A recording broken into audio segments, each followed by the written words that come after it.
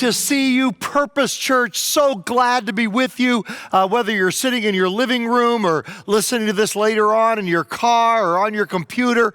It's so good to be together. And I just want to thank you for your faithfulness during COVID. You know, Pastor Shamram Baran, who's our global impact pastor, the other day was telling me about the Hope for Home homeless shelter here in Pomona.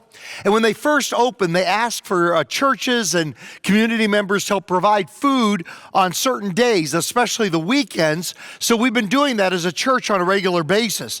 Now, during COVID, we had to skip 1 month during the initial shutdown when the shelter itself was under lockdown. But the rest of the time during COVID, the last 14, 15 months or 16, whatever it's been by now, the rest of the time we continued to provide meals for the residents and for the staff of the shelter. And the staff recently told Pastor Sham that the people of Purpose Church were the only ones that did not stop providing the meals to the shelter during COVID, and how appreciative they were that we were the ones that continued where everybody else was unable to continue it. And I want to thank you for that and your faithfulness. You made that possible.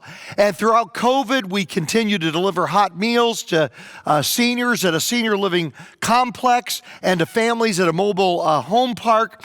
Our clothing ministry has been open on and off during the pandemic to help the homeless community who need clothing items, clean clothing items. And so we've been open steadily since February, and the list of ministries that you support here through your support and your prayers and your involvement and your giving at Purpose Church, the list just goes on. And you are the ones that made that possible by serving and giving. And I just absolutely praise God for you. Now, we're going to continue our summer series called Flipped. And today we come to Matthew chapter 5, verses 38 through 42. And the question here is how to respond to difficult people. Jesus is going to talk to us about how to respond to difficult people. And forgive me, I've just got there's so many good quotes about the subject of revenge and difficult people. I just got a bunch of them here I want to share with you that I just love. Bo Bennett says, if you want plenty of experience in dealing with difficult people, then have kids. Bob Goff, love difficult people because you are one of them. Dr. Martin Luther King Jr., he who is devoid of the power to forgive is devoid of the power to love. There's a famous one by Mahatma Gandhi, an eye for an eye will only make the whole world blind. And from antiquity, Marcus Aurelius said, the best revenge is to be unlike him who performed the injury. Francis Bacon said, in taking revenge, a man is but even with his enemy, but in passing it over, he is superior. And then Emily Van Camp said, oddly enough, I think that everybody can relate to revenge on some level. Everyone has wanted to exact it at some point, and everybody has tampered with the idea, even if they didn't actually go through with it. And then from the great works of literature, we find from the very beginning, revenge is a theme. Beowulf, one of the oldest and best known English epic poems, it said, it is always better to avenge dear ones than to indulge in mourning. And then the famous words of Captain Ahab to the whale in Moby Dick, to the last I grapple with thee, from hell's heart I stab at thee, for hate's sake I spit my last breath at thee.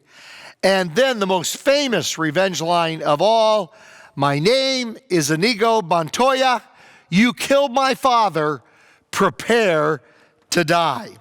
Well, there's a lot of themes in a lot of literature and a lot of life about the theme of revenge. And the typical or the non-flipped, the status quo response, Jesus talks about in Matthew 5, verse 38. You have heard that it was said, eye for an eye and tooth for a tooth. Jesus just expressed all the common language, the common status quo, the non-flipped life of getting revenge, getting even.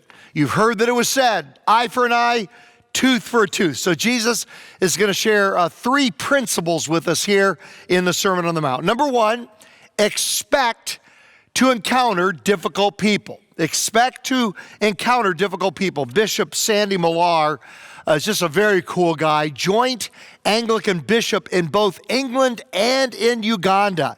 And he wrote the Devil's Beatitudes. They go like this: Blessed are those Christians who wait to be asked and expect to be thanked. I can use them. Blessed are the touchy. With a bit of luck, they may stop going to church altogether. They are my missionaries. Devil's Beatitudes. Blessed are the troublemakers. They shall be called my children. Blessed are the gossipers, for they are my secret agents. Blessed are the complainers. I'm all ears for them. Blessed are you when you read this and think it is all about other people and not yourself. I've got you right where I want you to be. And so Jesus, first of all, says, expect to encounter those who are rude, insulting, and even abusive, which leads, of course, to a loss of our pride. Matthew 5, verse 39, Jesus continues in the Sermon on the Mount. And here's the code word for the flipped life. He says, eye for an eye, tooth for a tooth. That's the non-flipped life. That's the status quo. That's the ordinary response. But I tell you, that's where he flips everything upside down. Do not resist an evil person. If anyone slaps you on the right cheek, turn to them the other cheek also. Now, according to Jewish rabbinic law, a backhanded slap on the right cheek was twice as insulting as one with the flat of the hand from the left. So to slap somebody like this was much more insulting than to slap somebody like this. Even today in the Middle East, a slap in the face is regarded as a particularly insulting assault, a gesture of extreme abuse, showing the greatest possible contempt for someone. This happened to Jesus in his trial before the Sanhedrin. We read about that in the Bible. Next, Jesus said, expect to encounter those who persecute or even prosecute you, which will lead to your loss of possessions. He says in verse 40, if anyone wants to sue you and take your shirt, hand over your coat as well. Now, losing a shirt, which was the inner garment, would not make you as desperate, because even a poor person back then would have had more than one shirt. But he says to proceed then to hand over your coat as well. Now, a coat was much more valuable and much more essential.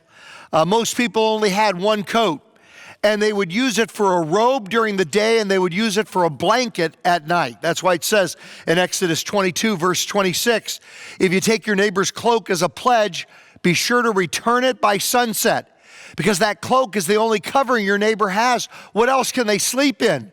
When they cry out to me, I will hear, for I am compassionate. Also, Moses instructed the nation of Israel in Deuteronomy 24, verse 13, return their cloak by sunset so that your neighbor may sleep in it. Then they will thank you, and it will be regarded as a righteous act in the sight of the Lord your God. There's just such an unbelievable story I came across just recently about a staff member who was a Christian in a university in Malaysia. And there was this one member of the staff who was a Christian from a Chinese background. This man had been praying for years that the gospel would be preached at his university. And a famous anti-Christian lecturer had come to speak at the school. In an auditorium of over 2,000 people, this man was the only Christian. The anti-Christian lecturer called him out as a staff member in front of all of his students and said, you're a Christian. I want you to come up on stage. So he came forward and he stood on the stage. The lecturer then slapped him around the face really hard. Then he said, I'm waiting. What does your Jesus tell you to do? So our friend did what Jesus told him to do and turned the other cheek. The lecturer slapped him across the head again. Remember, this is in a shame culture. This was the teacher of many of the students, and they were totally shocked. The lecturer then went on to say, look at the weakness of Christians. Christianity is founded on weakness. Then he said, give me your coat. So the man took off his coat and handed it over. He said, I'm waiting. What does your Jesus tell you to do now? Standing before an audience of thousands, many of them his students, this man said, I just want to say to all of you who are my students, I don't want you to be embarrassed because of me, so you may want to close your eyes at this moment. Then he took off all of his clothes and he gave them to the man. And he walked out, tears pouring down his face, completely humiliated. The next day, an amazing thing happened. One after another of his students came into his study and said how ashamed they were about what had happened. They asked him to tell them more about Jesus. As a result, he received many letters and was able to talk freely about his faith with hundreds of his students.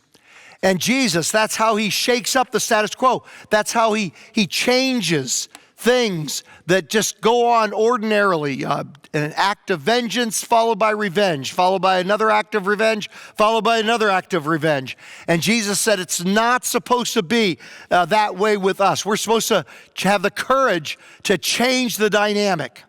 Another thing that Jesus said is expect to encounter those who take advantage of us, leading to loss of time.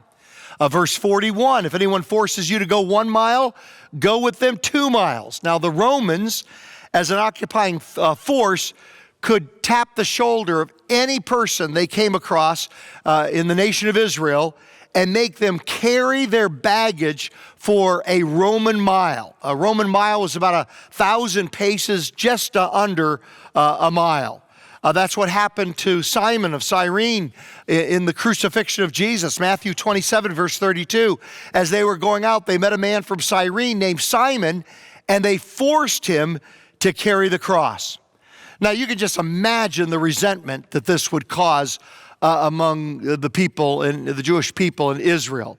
But Jesus said not to respond with a vengeful attitude, but to offer to do even more. I mean, can you imagine what that Roman soldier, when he gets to the end of the mile, and the follower of Christ says, no, I'll take it a second mile voluntarily. Can you imagine the response that would have? What questions it would raise? What a kind of flipped upside down response. They would think that you had flipped, and they would be exactly right. Jesus also said, expect to encounter those who are takers, which will lead to a loss of money. He says in verse 42, give to the one who asks you, and do not turn away from the one who wants to borrow from you. Now, we're supposed to be wise in our giving, but we're supposed to err on the side of generosity because, as one of our basic core values here at Purpose Church, generous people transform the world. And you see this even in the Old Testament. Moses gave in Deuteronomy 15, verses 7 and 8. If anyone is poor among your fellow Israelites in any of the towns of the land the Lord your God is giving you, do not be hard-hearted or tight-fisted toward them. Rather, be open-handed and freely lend them whatever they need. And then skipping to verse 10. Give generously to them and do not do so without a grudging heart. Then because of this, the Lord your God will bless you in all your work and in everything that you put your hand to. And so we are supposed to be open and generous and caring for people. He goes on in the next verse to say, there will always be poor people in the land. Therefore, I command you to be open-handed towards your fellow Israelites who are poor and needy within your land. And then the second principle that Jesus is going to share is to rise above taking revenge. What Jesus recited there in the first verse, back in verse 38, it's called the lex talionis, which means the law of retaliation. An eye for an eye and a tooth for a tooth. It's the oldest law in the world. It basically means tit for tat. I do to you what you did to me. We first find it in 1800 BC from the law code of the Babylonian king named Hammurabi. And in the code of Hammurabi, it makes a distinction between punishments for the rich and punishments for the poor. But in the Old Testament, it has the same punishment regardless of how much money you have. The lex talionis is quoted 3 times in the Old Testament. First of all in Exodus, then Leviticus. Later we'll look at it in Deuteronomy. Exodus 21:23, but if there's a serious injury, you are to take life for life, eye for eye, tooth for tooth, hand for hand, foot for foot, burn for burn, wound for wound, bruise for bruise. And then in Leviticus 24, verse 19, anyone who injures their neighbor is to be injured in the same manner. Fracture for fracture, eye for eye, tooth for tooth. The one who has inflicted the injury must suffer the same injury. Now, this sounds harsh, but there are 4 guidelines in the Old Testament for applying the lex talionis. First of all, it was intended to be a law of mercy. That meant the natural response, if you punch me, my natural human response is to punch you twice as hard. And so actually the lex talionis was not meant to promote violence, but to limit violence. It was meant for the punishment to fit the crime. It meant to stop escalating revenge and unlimited blood feuds, which are so common down through history and even today. I hit you on the nose, and so you cut off my hand. I kill you, so your brother kills me and my entire family. I mean, is that like the history of the world and conflict in the world down through all the ages?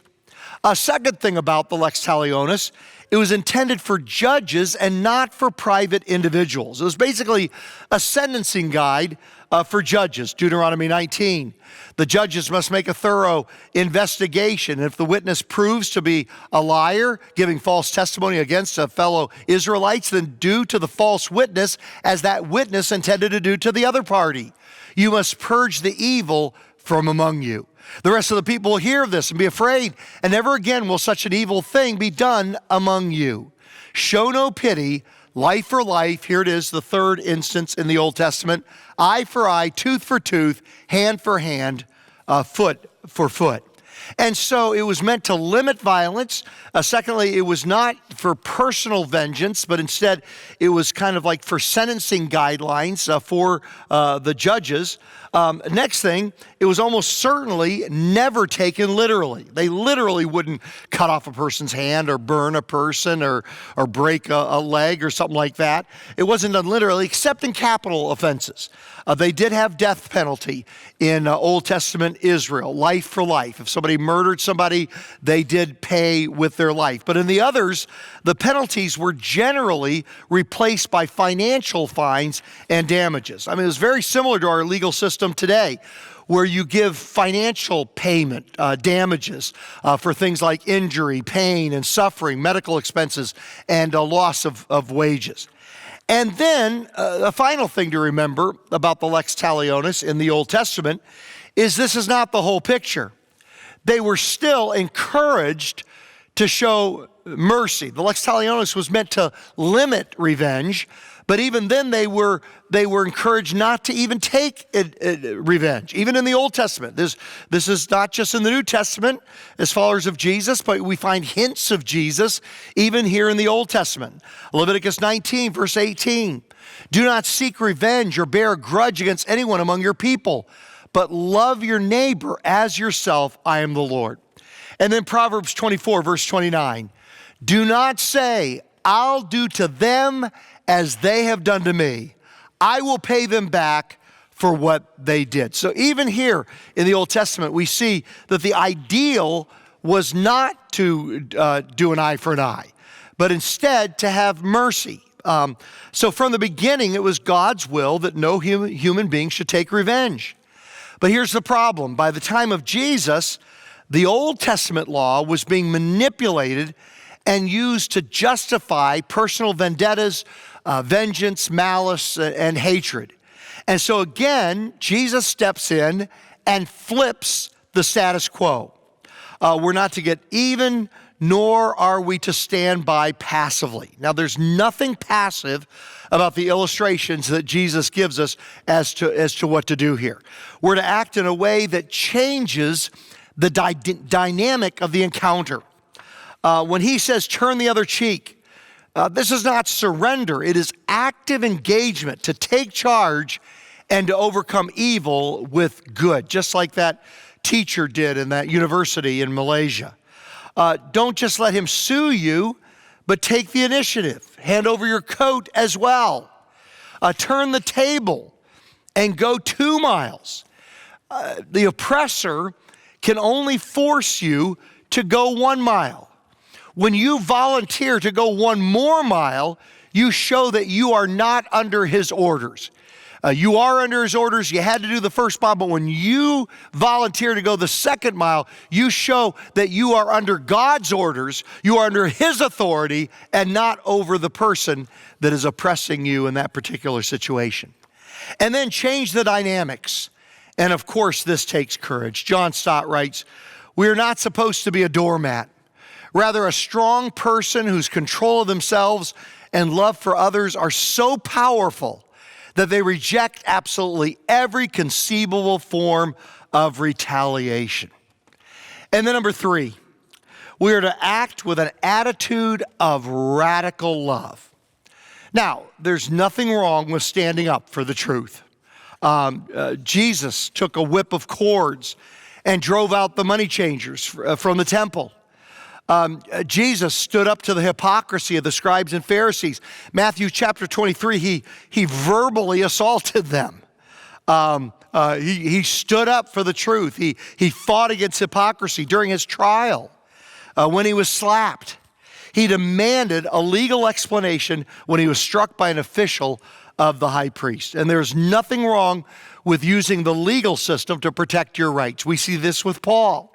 It's almost comical how Paul loved to pull out his Roman citizenship. And sometimes he didn't get a chance to do it until after they had done something bad to him. And you should have, just read the context of these verses I want to share with you right now. They were scared to death. The Bible says they were alarmed when they realized that they had done something to a Roman citizen. I mean, Paul was getting himself in all kinds of messes. And so they never occurred to them that he might be part of this Roman citizen and kind of elite and privileged and kind of up on a mountaintop and out of the messiness of the world. So when Paul got himself caught into getting into the dirt and wrestling for the gospel, and then lo and behold, he turned out to be a Roman citizen. It just took him complete by surprise, and it scared him to death because they assumed certain things about him, did terrible things to him, and then found out he was a Roman citizen. Acts 16, verse 37. But Paul said to the officers, "They beat us publicly without a trial, even though we are Roman citizens. And they threw us into prison. And now do they want to get rid of us quietly? No, let them come themselves and escort us out." And the next verse says that they were alarmed when they realized what they had done to him as a Roman citizen. And all the city leaders came out and pleaded with him to go quietly out of the town. It's almost comical if you read the rest of the story there. Same thing is true in Acts 22, verse 25. Now, sometimes Paul either didn't get a chance to reveal his Roman citizenship, or maybe he just kind of held off on saying it until after they had done something terrible to him. So that may have been the case. But on this particular day, he had just had a bad day. He had had enough. He was about to get beaten. And so he said, "You know what? I'm gonna pull out my Roman citizen card before I get beaten here today." As they stretched him out to flog him, Paul turns to the centurion standing there, just kind of casually turns to him as he's about to be stretched out to be beaten, and says, "Is it legal for you to flog a Roman citizen who hasn't even been found guilty?" And if you want to read the rest of the story there, it's funny. It says they all backed out of the room. They realized they had put a Roman citizen in chains. Paul mentions that fact, and they all just kind of back away. Nobody wants to be associated with doing that. Now, Paul in his teaching makes a clear distinction between the dealings of the government or the state and personal morality. He says in Romans 13, verse 4, "For the one in authority is God's servant for your good. But if you do wrong, be afraid, for rulers do not bear the sword for no reason. They are God's servants, agents of wrath, to bring punishment to the wrongdoer." Nikki Gumbel writes, our duty as citizens may also involve us in the use of force to restrain evil people. A Christian soldier may need to kill in the course of military action. A Christian police officer may be required to use force in performing his or her duty. A Christian judge may be required to send people to prison. All of us as Christian citizens may be required to use force to restrain evil and to protect others. If we see a child being attacked and abused, we are not to stand by idly. The principle of love requires us to interfere with force if necessary. And so, of course, Jesus calls on us to be wise and to even use the system at our hand, the legal system at our hand, to bring about justice for ourselves and for others. But in our personal lives, the flipped life that Jesus called us to live is to go the extra mile. There are these provisions in other areas of life, but in our personal relationships, he calls us to live the flipped life. He calls us to turn the other cheek. He calls on us to go the extra mile. Paul writes in Romans chapter 12, do not repay anyone evil for evil.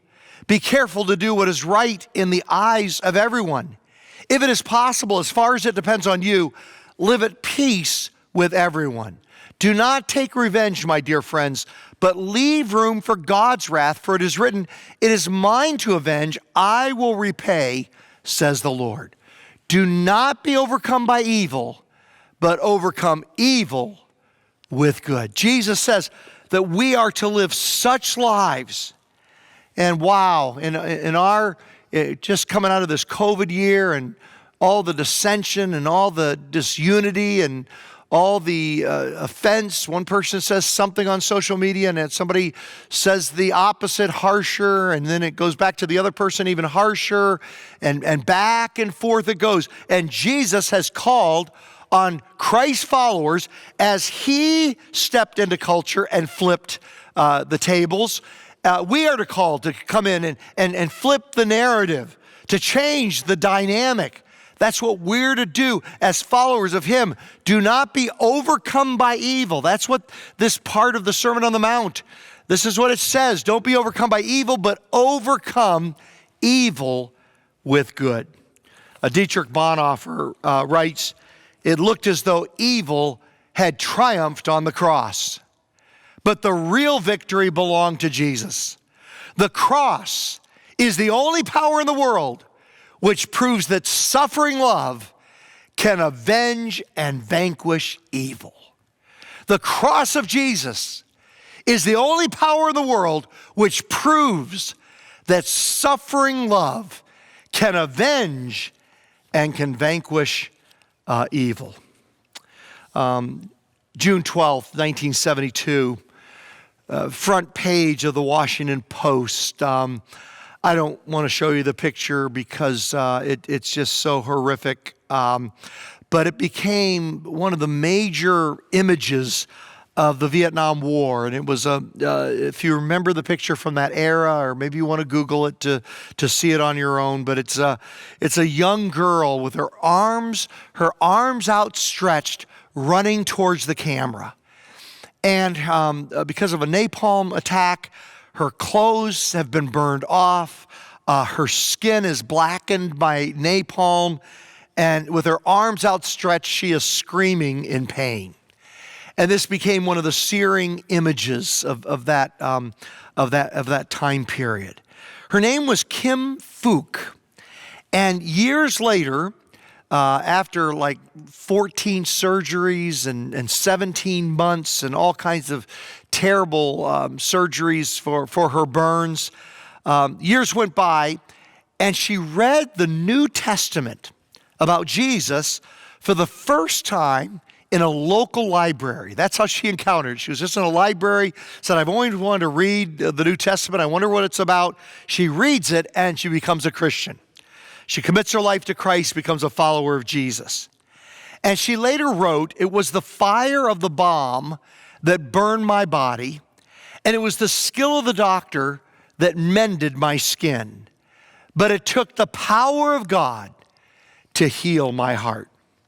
She eventually married a fellow medical student. They were in medical school together, and they moved to Canada in 1992.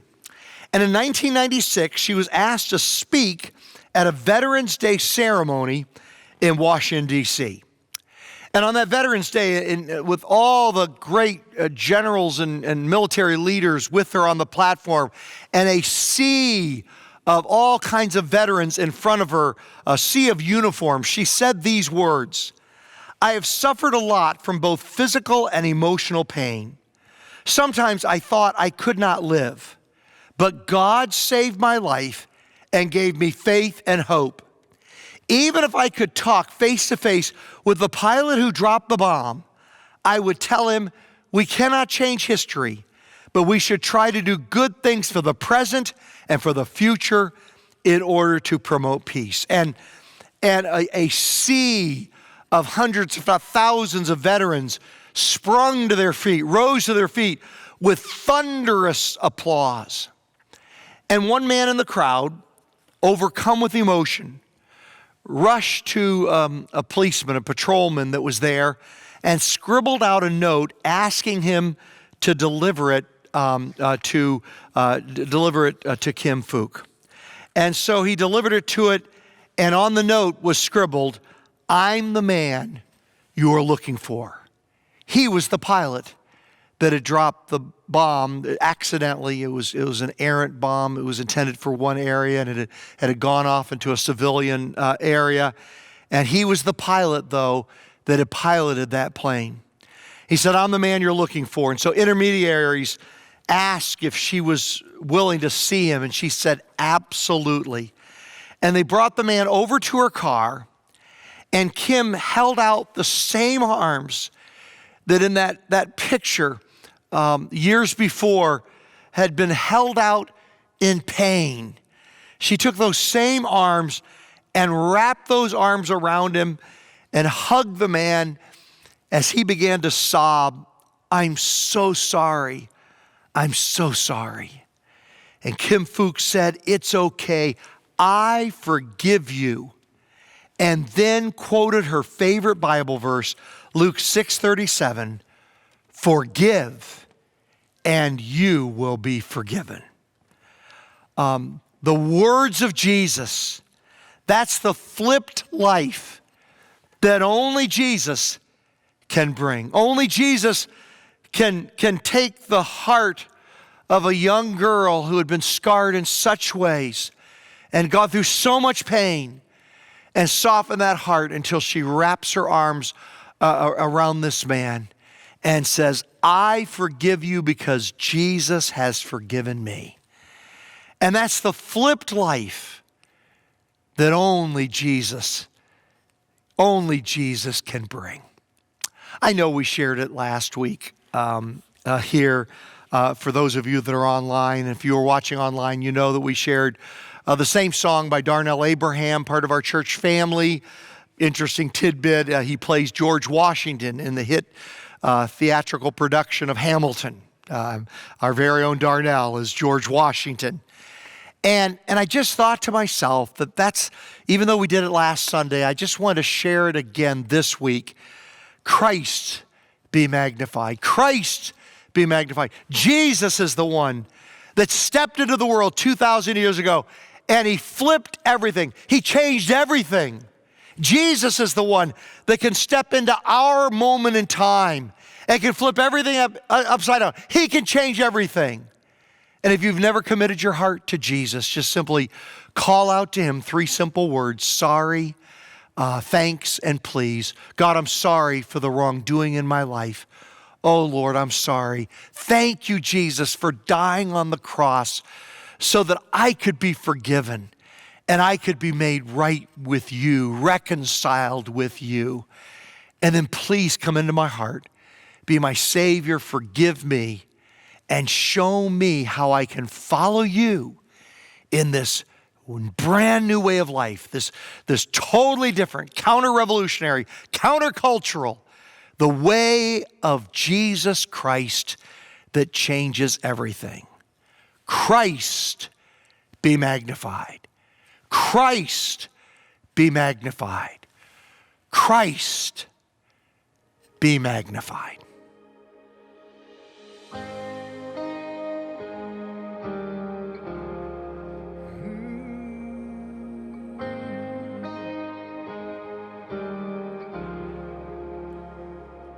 Were creation suddenly articulate with 1,000 tongues to lift one cry, from north to south and east to west, we dear Christ be magnified.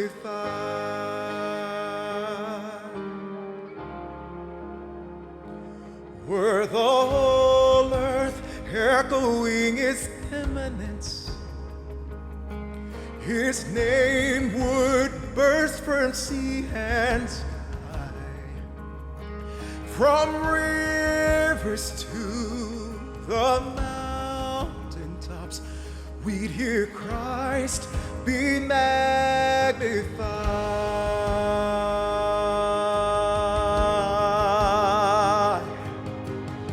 Oh, Christ be magnified. Let His praise arise. Christ be magnified in me. Oh, Christ be magnified from the altar of my life. Christ be magnified in me. Yeah. When every creature finds its inmost melody, and every human heart is made to cry, oh, then in one enraptured hymn of praise, we'll sing Christ be magnified.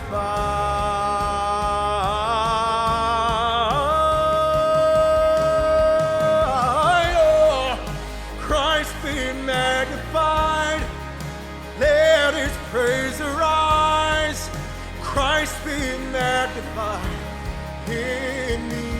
Oh, Christ be magnified from the altar of my life. Christ be magnified